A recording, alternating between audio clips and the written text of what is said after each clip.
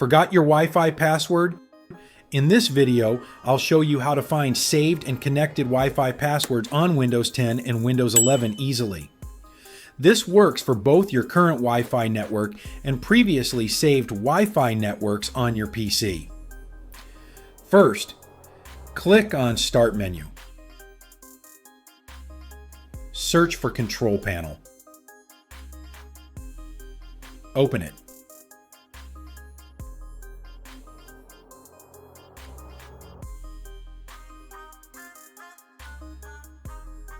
Go to Network and Internet.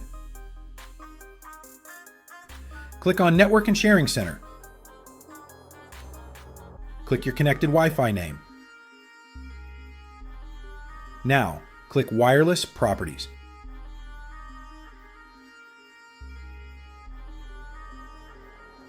Open the Security tab. Check Show Characters. Your Wi-Fi password will now appear. Method 2. Click on Start and then search CMD. Run it as administrator.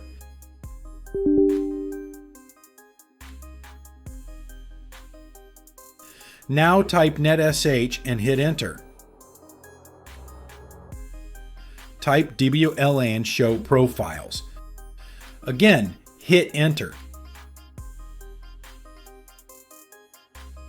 This shows all saved Wi-Fi networks on your PC. Now type netsh WLAN show profile name equals Wi-Fi name with those duplicates, key equals clear. Replace Wi-Fi name with your actual Wi-Fi name. Hit enter. Scroll down and look for key content, that is your Wi-Fi password. This method only works for Wi-Fi networks that were previously connected to your PC. If this video helped you recover your Wi-Fi password, don't forget to like and subscribe to IT Next for more Windows tutorials.